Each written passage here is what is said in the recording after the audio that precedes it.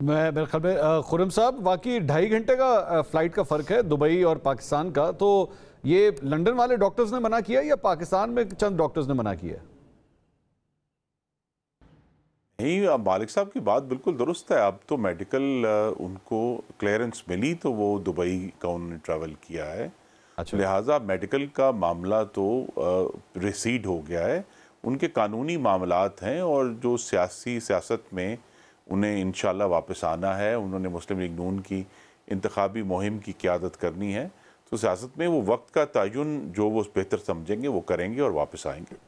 और ये 16 सितंबर की तारीख के साथ ही अटैच्ड है जी?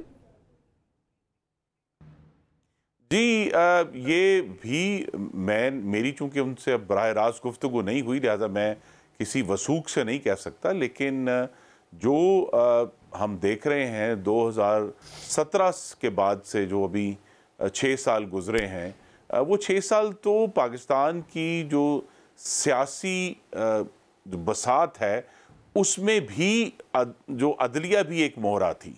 तो लिहाजा अब हम ये एक्सपेक्ट करना कि अचानक वो मोहरा पीछे हट जाएगा, वो मौजूद है उस बसात के ऊपर, तो उसी को देखकर ही सारे फैसले होंगे। हाँ, मैं वो यानी फिर वो मालिक साहब की बात काफ़ी हद तक दुरुस्ती साबित होती है कि 16 सितंबर तक की। तो सर ये आखिरी सवाल जरा इसके ऊपर, अगर ये वाकई 16 सितंबर को देख के हो रहा है तो ये भी कुछ कंट्रोवर्शियल नहीं किया जा रहा आने वाले चीफ जस्टिस को कि जनाब वो आ जाएंगे तो फिर मैं आ जाऊँगा?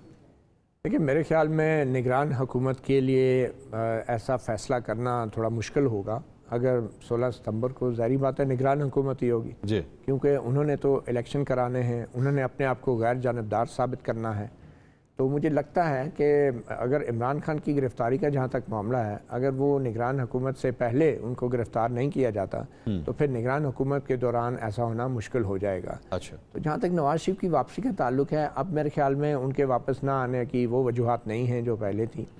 और सिर्फ सवाए इस चीज़ के कि अगर देखें हाई कोर्ट उनको वापस आने पर रिहा कर भी देती है, और जो मरीम नवाज़ के केस में वो पहले ही करार दे चुकी है कि लंदन जायदादों के साथ ना तो नवाज शरीफ का कोई ताल्लुक साबित हुआ तो मरीम नवाज़ का कैसे हो गया, ये लफ्ज़ हैं उस मरीम नवाज़ वाले केस में उनको जब बरी किया गया। ठीक। तो उनका वापस आना और रिहाई एक रस्मी कार्रवाई होगी, और अगर हाई कोर्ट में ये फैसला आ जाता है तो उसके खिलाफ अपील कौन करेगा? क्या उसके खिलाफ नैब अपील में जाएगा? मैं तो नहीं समझता। मरीम नवाज़ के खिलाफ नहीं गया तो अब भी नहीं जाएगा। तो चीफ जस्टिस उमर बंदयाल क्या कर लेंगे? मतलब जब एक केस उनके सामने अपील में नहीं आएगा, हाँ वो अगर घर बैठे उनको ख्याल है कि सूमोटो लेके वो केस अपने सामने लगा ले, ऐसा होता मुझे नज़र नहीं आ रहा। क्यों? तो मेरे ख्याल में ये क्यों नज़र नहीं आ रहा? क्योंकि आईनी और कानूनी तौर पे मुमकिन नहीं है, सूमोटो पे अपीलें अपने सामने नहीं लगवाई जाती सुप्रीम कोर्ट में। तो मेरे ख्याल में ये दोनों चीज़ें जो हैं, इसका चीफ जस्टिस की रिटायरमेंट से ज़्यादा इसके पीछे कुछ और सियासी वजह, सियासी मौसम की नवाज शरीफ की वापसी की वजह ये नहीं है कि उनको जेल में जाने से खौफ है, क्योंकि उनको मालूम है कि अब उनका कानूनी एतबार से जो केस है वो बड़ा मजबूत है। और उसके अलावा भी अब तो जनरल बाजवा साहब भी इतना कुछ कह चुके हैं, कभी एक सहाफ़ी के कान में, कभी आपके कान में, कभी किसी और के कान में। तो मेरे ख्याल में उसके बाद जो है ना, सुप्रीम कोर्ट की क्रेडिबिलिटी और जजेस की क्रेडिबिलिटी जो है वो काफ़ी इस वक्त दाव पे लगी है।